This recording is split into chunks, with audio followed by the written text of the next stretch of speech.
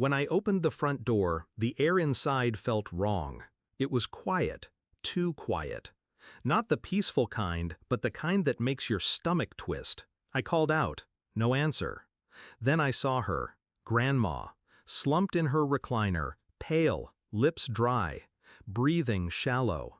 A glass of water on the table, untouched. TV on mute. The sound of her oxygen machine barely a whisper. I knelt beside her. Her eyes fluttered open for half a second, just enough to recognize me. "You came back," she rasped. "Yes, I came back. From Iraq. A month earlier than anyone expected."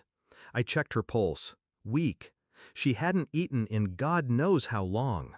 I searched the kitchen. Empty fridge, mail piled high, bills unopened. And then I saw my parents. Not in person. On Facebook. Sunburned and smiling, drinks in hand, posting from Cabo. The caption burned into me. "Finally free for a week, no responsibilities, no stress." No responsibilities. I swallowed the rage. I called an ambulance, rode with Grandma, stayed at her side until she was stable, hooked up to IV fluids, color slowly returning. She squeezed my hand, a flicker of relief in her eyes. She didn't ask where my parents were. Maybe she already knew. When she fell asleep, I drove back to the house, straight to Grandpa's study. The safe was still in the corner, tucked behind a fake bookshelf. I'd memorized the combination when I was 16, back when Grandpa still trusted my parents. The dial clicked. Inside, old documents, bonds, a manila folder labeled "Will" in Grandpa's careful handwriting. I opened it, read every line, and I realized my parents were set to inherit everything.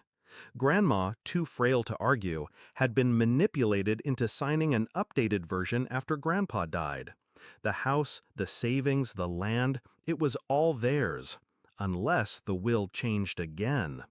I sat there for a long moment, weighing the weight of paper in my hands against the years of neglect, the drunken fights, the way they treated Grandma like a burden.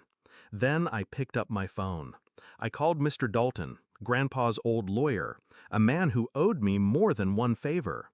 Over the next week, I visited Grandma every day. I fed her, paid the bills, let her talk about Grandpa until her voice grew tired. And quietly, I worked. Dalton came by. We drafted a new will, one that left the estate to me, with a trust set aside for Grandma's care. Every dotted I and crossed T airtight. Dalton knew exactly how to make it bulletproof. Grandma signed it willingly, hands trembling, but eyes fierce. "They don't deserve a dime," she whispered. I locked the original will back in the safe, untouched. My parents wouldn't know a thing, until it mattered. 2 weeks later, Grandma passed in her sleep. Peaceful, no suffering. I handled the funeral. My parents didn't rush back from Cabo. They posted a single black and white photo of Grandma on Facebook, captioned, "Rest easy, you beautiful soul," like they'd been here the whole time. They didn't even ask who paid for the burial. The reading of the will was scheduled for the following Monday. They walked in late, sunglasses on indoors, smelling faintly of sunscreen and tequila. My mother shot me a half smile, the kind that said she still thought I was just the kid in the room. Dalton began reading, paragraph by paragraph. My parents relaxed, assuming they knew what was coming. And then he read the amended clause, the one cutting them out entirely, leaving them nothing. The silence was deafening. My father's jaw tightened. My mother's face drained of color. This is a joke?" she stammered. Dalton shook his head. "It's legal. Witnessed. Filed." They turned to me. "You did this." I met their eyes. Calm. "No. Grandma did this. I just made sure her wishes were carried out." My father's voice cracked with anger. "You stole from us." "No," I said. "You abandoned her." That's when the phone started buzzing. 60, 82 missed calls over the next 24 hours.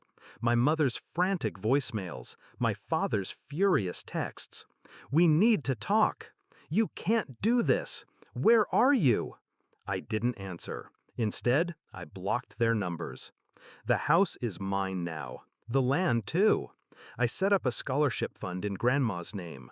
Her photo sits on the mantel, framed in gold. Some nights, I walk past her chair. I can almost hear her say it again. "You came back." And I did. Not just for her, for justice. They thought Cabo was paradise, but I made sure they came home to nothing.